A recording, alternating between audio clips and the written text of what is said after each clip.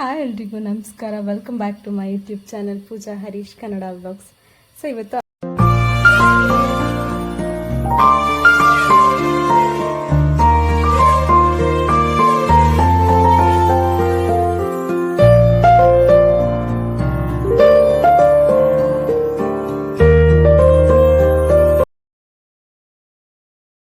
ಇದು ದಸರಾ ಟೈಮ್ ಆಗಿರೋದ್ರಿಂದ ನನ್ನ ಹಸ್ಬೆಂಡ್ ವರ್ಕಿಂದ ಬಂದ ತಕ್ಷಣ ಏನಾದರೂ ತಗೊಳ್ಳೋ ನೆಪದಲ್ಲಿ ಮತ್ತೆ ಲೈಟಿಂಗ್ಸ್ ನೋಡೋಕೆ ಹೋಗ್ತಿರ್ತೀವಿ.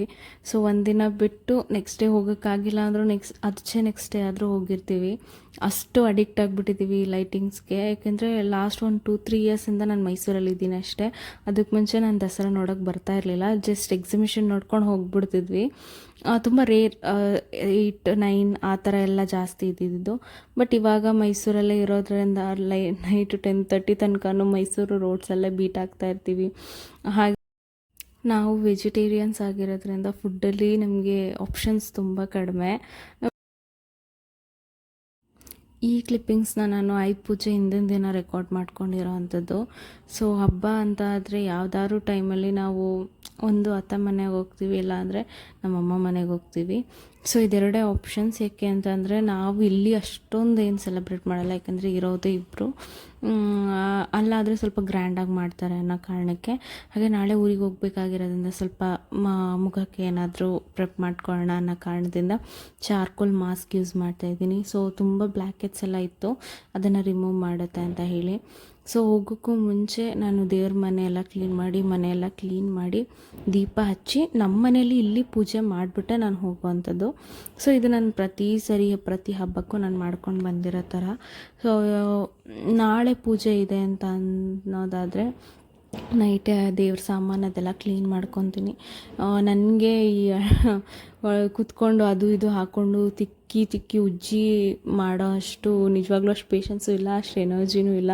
ಸೊ ನಾನೇನು ಮಾಡ್ತೀನಿ ಅಂತಂದರೆ ಚೆನ್ನಾಗಿ ಬಿಸಿ ನೀರು ಕಾಯಿಸ್ಬಿಟ್ಟು ಅದಕ್ಕೆ ಸ್ವಲ್ಪ ಉಪ್ಪು, ಹುಣಸೆಹಣ್ಣು, ಮತ್ತು ಒಂದು ಸ್ವಲ್ಪ ವಿನೇಗರ್ ಮತ್ತು ಸ್ವಲ್ಪ ಸೋಡಾ, ಯಾವುದಾದ್ರೂ ಒಂದು ಬೇಕಿಂಗ್ ಸೋಡಾ ಇದ್ದರೂ ಓಕೆ, ಅಥವಾ ನಿಮಗೆ ಯಾವುದು ಬಟ್ಟೆ ವಾಶ್ ಮಾಡ್ತೀರಲ್ಲ ಆ ಸೋಡಾ ಇದ್ದರೂ ಓಕೆ. ಅಲ್ಲಿ ನೀವು ರಿಯಾಕ್ಷನ್ಸ್ ಆಗ್ತಿರೋದು ನೋಡ್ಬೋದು ವಿಡಿಯೋದಲ್ಲಿ.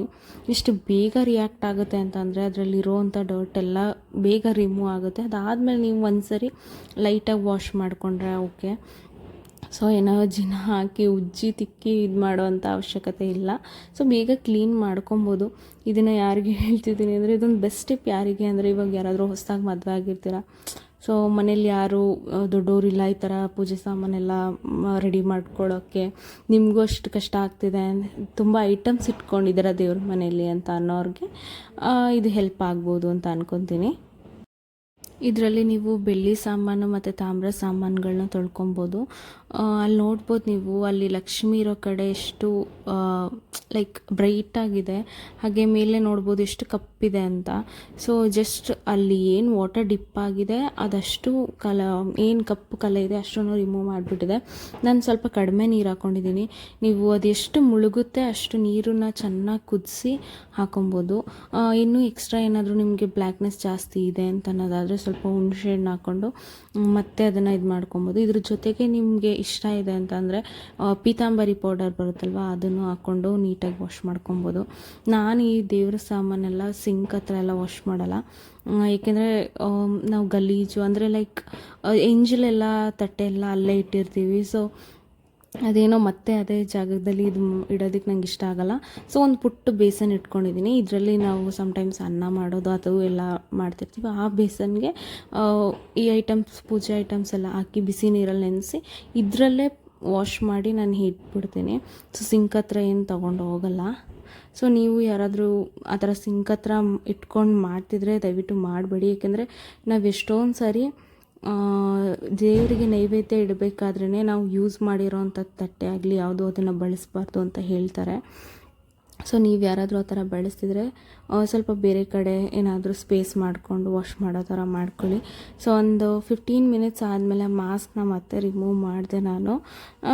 ಓಕೆ, ತುಂಬಾ ಬ್ಲ್ಯಾಕ್ ಹೆಡ್ಸ್ ರಿಮೂವ್ ಮಾಡುತ್ತೆ ಅಂತ ನಾನು ಹೇಳಲ್ಲ, ಬಟ್ ಸ್ಕಿನ್ ಸ್ವಲ್ಪ ಬ್ರೈಟ್ ಆಗುತ್ತೆ. ಬ್ಲ್ಯಾಕ್ ಹೆಡ್ಸ್ ಕಂಪ್ಲೀಟ್ಲಿ ರಿಮೂವ್ ಆಗಬೇಕು ಅಂತಂದರೆ ನಾನು ಒಂದ್ಸರಿ ಟರ್ಮರಿಕ್ ವಾಟರಲ್ಲಿ ಫುಲ್ ಸ್ಟೀಮ್ ತೊಗೋತೀನಿ.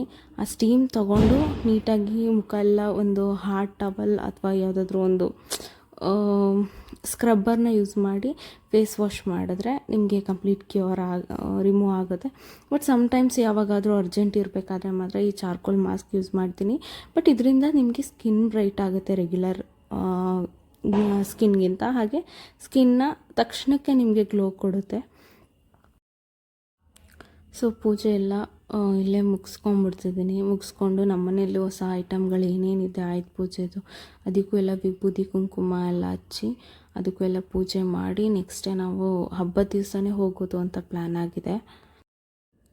ನಾನು ನನ್ನ ಲೈಫಲ್ಲಿ ದೇವರಿಗೆ ತುಂಬಾ ಥ್ಯಾಂಕ್ಫುಲ್ ಆಗಿರ್ತೀನಿ. ಯಾಕೆಂದರೆ ಕರೆಂಟ್ಲಿ ನಾನು ಏನಾಗಿದ್ದೀನಿ, ಏನು ಮಾಡ್ತಾಯಿದ್ದೀನಿ ಅಷ್ಟಕ್ಕೂ ದೇವರೇ ಕಾರಣ. ಹಾಗೆ ಏನೇ ಆಗಿದ್ರೂ ನನ್ನ ಲೈಫಲ್ಲಿ ಏನೇ ಅಪ್ಸ್ ಆ್ಯಂಡ್ ಡೌನ್ಸ್ ಇದ್ರೂ ಅದನ್ನು ನಾನು ಕಂಪ್ಲೀಟ್ಲಿ ಪಾಸಿಟಿವ್ ಆಗಿ ಅಕ್ಸೆಪ್ಟ್ ಮಾಡ್ಕೊಂಡಿದ್ದೀನಿ. ಏನೇ ಆದ್ರೂ ನನ್ನ ಒಳ್ಳೇದಕ್ಕೋಸ್ಕರನೇ ದೇವ್ರು ಮಾಡ್ತಿದ್ದಾರೆ ಅನ್ನೋದನ್ನು ನಾನು ತಿಳ್ಕೊಂಡಿದ್ದೀನಿ. ಏಕೆಂದರೆ ಅಷ್ಟು ಸಿಚುವೇಶನ್ಸ್ ನನಗೆ ಆ ಥರ ಬ್ಯಾಲೆನ್ಸ್ ಮಾಡಿದೆ. ನನಗೆ ಲಾಸ್ಟ್ ಇಯರ್ ನಾವು ಈ ಮನೇಲಿ ಆಯುಧ ಪೂಜೆ ಮಾಡೋದಕ್ಕಾಗಲಿಲ್ಲ. ಯಾಕೆಂದರೆ ಅವಾಗ ತಾನೇ ನಮ್ಗೆ ಮದುವೆ ಆಗಿತ್ತು. ಹಾಗೆ ರೀಸೆಂಟಾಗಿ 1 ಮಂತಿಗೋ ಏನೋ ಶಿಫ್ಟ್ ಆಗಿದ್ವಿ. ಅಲ್ಲಿ ಆ ಥರದ್ದು ಏನು ಎಲೆಕ್ಟ್ರಾನಿಕ್ ಐಟಮ್ಸ್ ಆಗಲಿ ಏನೂ ಅಷ್ಟಾಗಿ ನಾವು ತಂದಿರಲಿಲ್ಲ. ಸೊ ನಾವು ಅಷ್ಟಾಗಿ ಪೂಜೆನೂ ಮಾಡಿಲ್ಲ. ಐ ಥಿಂಕ್ ಡೈರೆಕ್ಟ್ ನಾವು ನಮ್ಮ ಅತ್ತೆ ಮನೆಗೆ ಹೋದ್ವಿ ಅಂದ್ಕೊತೀವಿ. ಬಟ್ ಈ ವರ್ಷ ನಾವು ಏನೇ ಪಡ್ಕೊಂಡಿದ್ರು ಅದು ಆ ದೇವರಿಂದನೇ ಸಾಧ್ಯ. ಸೊ ಅದಕ್ಕೋಸ್ಕರನೇ ಎಲ್ಲನೂ ಪೂಜೆ ಎಲ್ಲ ಮುಗಿಸಿ ನೈಟು ಒಂದು ಸ್ವಲ್ಪ ಗ್ರೋಸರೀಸ್ ಇತ್ತು, ಎಲ್ಲನೂ ತೊಗೊಂಡು ಬಂದು ಮನೆಗಿಟ್ಟು ನೆಕ್ಸ್ಟ್ ಡೇ ಬಂದುಬಿಟ್ಟು ನಾವು ನಮ್ಮ ಅತ್ತೆ ಮನೆಗೆ ಬಂದಿದ್ವಿ. ಅಲ್ಲಿ ಎಲ್ಲ ಪೂಜೆ ಮುಗಿಸಿ ಮನೆ ಪೂಜೆ ಎಲ್ಲ ಮುಗಿಸಿ ತೋಟಕ್ಕೆ ಬಂದ್ವಿ. ನಮ್ಮ ಕಡೆ ಈ ತೋಟದ್ದು ಬೋರ್ ಏನಿರುತ್ತೆ ಆ ಮೀಟರ್ದು ಮತ್ತು ಸ್ಟಾರ್ಟರ್ ಏನಿರುತ್ತೆ ಅದಕ್ಕೆಲ್ಲ ಪೂಜೆ ಮಾಡಬೇಕಿತ್ತು ಅಂತ. ಸೊ ನಾನು ನನ್ನ ಹಸ್ಬೆಂಡ್ ಇಬ್ಬರು ಬಂದ್ವಿ. ಹಾಗೆ ಆ ತೋಟನ ನೋಡ್ಕೊಂಡು ಹೋದಂಗೆ ಆಗುತ್ತೆ ಅಂತ ಹೇಳಿ ಅಲ್ಲಿ ಸ್ವಲ್ಪ ಸೋಲಾರ್ದು ಬ್ಯಾಟ್ರಿಗೆ ಡಿಸ್ಟಿಲ್ ವಾಟರ್ ಹಾಕಬೇಕು ಅಂತ ಹೇಳಿ ಅದನ್ನು ಪರ್ಚೇಸ್ ಮಾಡ್ಕೊಂಡು ಬಂದ್ವಿ. ಸೊ ಅದು ಎಲ್ಲ ಹಾಕಿ ಇವಾಗ ಪೂಜೆ ಎಲ್ಲ ಮಾಡಿಬಿಟ್ಟು ಆಮೇಲೆ ನಾವು ಮನೆಗೆ ಹೋಗ್ತೀವಿ. ಇಲ್ಲಿ ಏನು ತೋರಿಸ್ತಾ ಇದ್ದೀನಿ ಇದು ಎಲ್ಲ ವಾಶ್ ಮಾಡಿ ಈಚೆನೂ ಅಷ್ಟೇ. ಇದು ಸಿಂಪಲಾಗಿ ರೂಮ್ ಥರ ಮಾಡ್ಕೊಂಡಿರೋದಷ್ಟೇ ತೋಟದಲ್ಲಿ. ಅದು ಇದು ಏನಾದರೂ ಐಟಮ್ಸ್ ಇಟ್ಕೊಳ್ಳೋದಾ ಅಂತ. ಅದಕ್ಕೂ ಎಲ್ಲ ನೀರು ಹಾಕಿ ರಂಗೋಲಿ ಎಲ್ಲ ಬಿಟ್ಟು ಹೂವೆಲ್ಲ ಇಟ್ಟು ಪೂಜೆ ಮಾಡಿದ್ವಿ.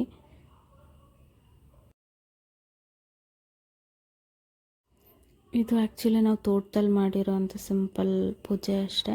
ಅಂದರೆ ಮನೆಯಲ್ಲಿ ಗಾಡಿಯಲ್ಲಿ ಮತ್ತು ವೆಹಿಕಲ್ಸ್ ಏನೇನಿದೆ ಎಲ್ಲ ತೊಳೆದು ಪೂಜೆ ಮಾಡಿದ್ವಿ. ಬಟ್ ಅದು ಒಂದಷ್ಟು ಕೆಲಸಗಳಿದ್ದಿದ್ದರಿಂದ ನಾನು ಆ ಕ್ಲಿಪ್ಪಿಂಗ್ಸ್ನ ತೊಗೊಳಕ್ಕಾಗಲಿಲ್ಲ. ಸೊ ಇಲ್ಲಿ ಬಂದಾಗಲೇ ನಾವು ಆಲ್ಮೋಸ್ಟ್ ಫ್ರೀ ಆಗೋದು ಇಬ್ಬರೂ. ಹಾಗೆ ಈ ನಾವು ಫಸ್ಟ್ ಟೈಮು ಬಾಳೆ ಹಾಕ್ಸಿದ್ದಿತ್ತು. ಸೊ ಅದಕ್ಕೂ ಎಲ್ಲ ಪೂಜೆ ಮಾಡಿ ಮೋಟರ್ ಅದು ಇದು ಎಲ್ಲಕ್ಕೂ ಬೋರ್ವೆಲ್ಗೂ ಸಹ ಪೂಜೆ ಮಾಡಿಬಿಟ್ಟು ಹೊರಡ್ತಾ ಇದ್ದೀವಿ. ಸೊ ಇದಾಗಿತ್ತು ನಮ್ಮ ಈ ವರ್ಷದ ಆಯುಧ ಪೂಜೆ. ನೀವೆಲ್ಲರೂ ಐ ಹೋಪ್ ಈ ವಿಡಿಯೋ ನಿಮಗೆ ಇಷ್ಟ ಆಗಿದೆ ಅಂತ ಅಂದ್ಕೊಂಡಿರ್ತೀನಿ. ಸೊ ಈ ವಿಡಿಯೋ ನಿಮ್ಗೆ ಇಷ್ಟ ಆಗಿದ್ರೆ ಲೈಕ್ ಮಾಡಿ, ಶೇರ್ ಮಾಡಿ, ಕಮೆಂಟ್ ಮಾಡಿ. ಹಾಗೆ ಯಾರಾದರೂ ಹೊಸದಾಗಿ ವಿಡಿಯೋ ನೋಡ್ತಿದ್ರೆ ಸಬ್ಸ್ಕ್ರೈಬ್ ಮಾಡಿ ಅಂತ ಹೇಳಿ